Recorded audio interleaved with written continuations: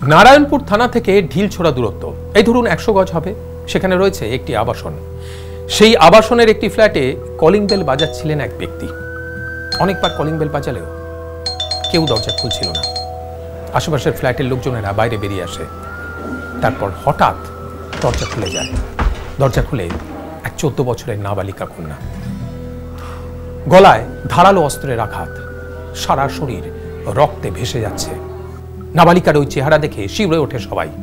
আবাসনের লোকজন তাকে সরিয়ে ভেতরে গিয়ে দেখে নাবালিকার মায়ের রক্তাক্ত নিথর দেহ মেঝেতে পড়ে আছে, আর তার বাবা গলায় ফাঁস দিয়ে সিলিং থেকে ঝুলছে। আজ আপনাদেরকে শোনাবো নারায়ণপুর থানার অন্তর্গত এক বহুতল আবাসনের ফ্ল্যাটে থাকা এক পরিবারের কথা।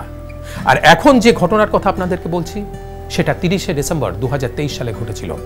তদন্তের স্বার্থে এক্ষেত্রেও নাম আর পরিচয় আমরা গোপন রাখছি। কিন্তু কেন ঘটলো এমন ঘটনা? নারায়ণপুর থানার অন্তর্গত এই বহুতল আবাসনে থাকতেন সুমন মুখার্জি, তার স্ত্রী এবং তাদের 14 বছরের নাবালিকা কন্যা। তার একটি ওষুধের দোকান ছিল। সেই দোকান কিছুতেই ভালো চলছিল না। তাই ব্যবসা ভালো করে চালানোর জন্য তিনি এক ওষুধের পাইকারি ব্যবসায়ী, ধরা যাক তার নাম সুমিত, তার কাছ থেকে 4 লক্ষ টাকা ধার নেন। কিন্তু সেই টাকা সময় মতো পরিশোধ করতে না পারায় সুমিত দিনের পর দিন সুমনের উপর মানসিক চাপ বাড়াতে থাকে।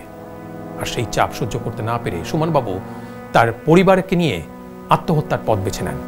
প্রথমে স্ত্রী এবং কন্যাকে ঘুমের ওষুধ খাওয়ান, তারপর মৃত্যু নিশ্চিত করতে খুর দিয়ে তাদের গলায় আঘাত করেন, তারপর নিজে গলায় ফাঁস দিয়ে আত্মঘাতী হন।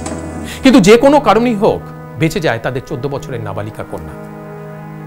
সুমনবাবু যে এরকম একটা কাণ্ড ঘটাতে পারেন এই ব্যাপারে ফ্ল্যাটের প্রতিবেশী, আত্মীয় স্বজন কারোর কোনো ধারণাই ছিল না।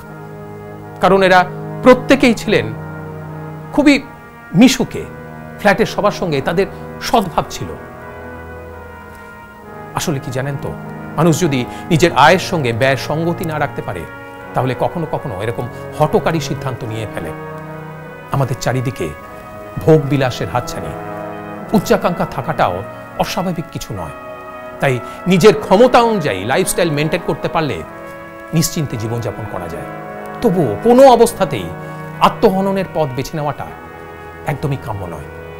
তাই ঠান্ডা মাথায় ভাবুন, বিচার বিবেচনা করে সিদ্ধান্ত নিন। নিশ্চয়ই অন্য কোনো পথ বেরিয়ে আসবেই। নিজের উপর বিশ্বাস রাখুন।